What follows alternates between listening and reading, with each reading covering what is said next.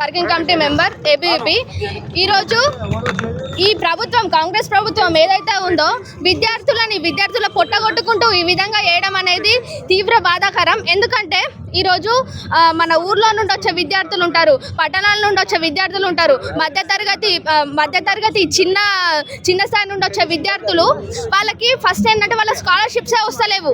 వాళ్ళకి ఇప్పుడు ఇంజనీరింగ్ కాలేజ్లో వాళ్ళకి స్కాలర్షిప్ వచ్చినా కూడా 35,000 to 40,000 మాత్రమే వస్తుంది. మిగతాదంతా వాళ్ళు కట్టుకోవాలి.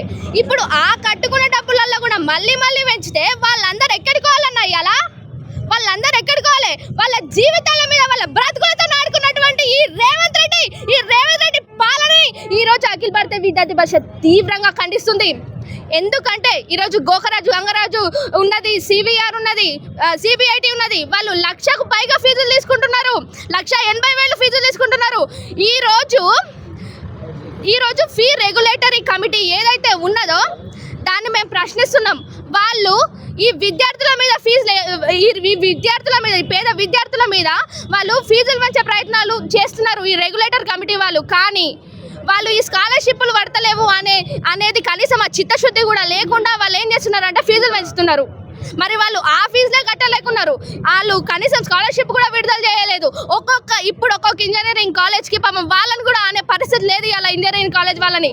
ఎందుకంటే వాళ్ళకి కూడా ప్రతి కాలేజ్కి కోట్లు రావాల్సి ఉన్నది, వాళ్ళకి వస్తలేదు కాబట్టి వాళ్ళకు లోపల ఏం కుమ్మక్కైనో ఏమో తెలియదు. కానీ ఈరోజు ఏం సర్క్యులేటెడ్ వచ్చిందంటే ఈరోజు ఫీజులు పెంచాలని వచ్చింది. కానీ సాయంత్రం లోపు ఇట్లా ఈ సర్క్యులేటర్ వెనక్కి తీసుకోకపోతే రేపటి నుంచి అఖిల భారతీయ విద్యార్థి పరిషత్ దాని పవర్ చూపిస్తుంది.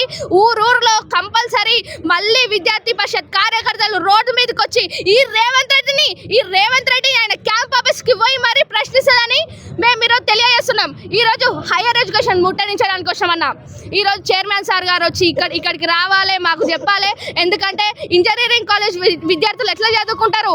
ఈరోజు నాట్ ఓన్లీ ఇంజనీరింగ్ కాలేజ్, ఈరోజు డిగ్రీ అండ్ పీజీ విద్యార్థులు, ఇంటర్ విద్యార్థులకు కూడా సేమ్ ఇట్లానే ఈ ఫీజుల విషయంలోనే చాలా ఇబ్బందులకు గురవుతున్నాయి. ఈ విద్యా వ్యవస్థ అంతా భ్రష్టు పట్టిపోతుంది.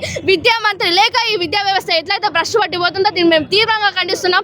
ఈ వాతావరణం అనేది మారకపోతే మన తెలంగాణ రాష్ట్రంలో ఇంకా చాలా ఘోరమైన పరిస్థితులు ఎదురవుతాయి అనేసి మాకు అనిపిస్తుంది. కాబట్టి ఈరోజు మేము ఇక్కడికి రావడం జరిగింది. ఇక్కడికే కాదు, మేము ఎక్కడికన్నా పోతాం.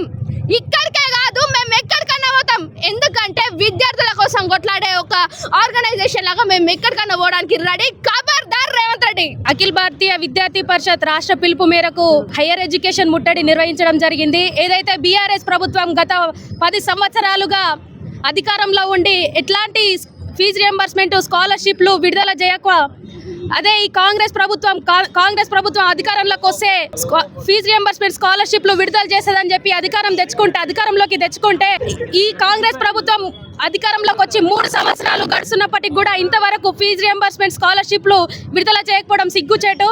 అట్లాగే ఏదైతే ఇంజనీరింగ్ ఫీజులు పెంచిందో దీన్ని తగ్గించాలని చెప్పి అఖిల భారతీయ విద్యార్థి పరిషత్ డిమాండ్ చేస్తుంది. అట్లాగే ఏదైతే రేవంత్ రెడ్డి ఈ యొక్క విద్యాశాఖను తన గుప్పిట్లో పెట్టుకొని ఈరోజు పేద మరియు మధ్యతరగతి విద్యార్థులకు అన్యాయం చేస్తుంది.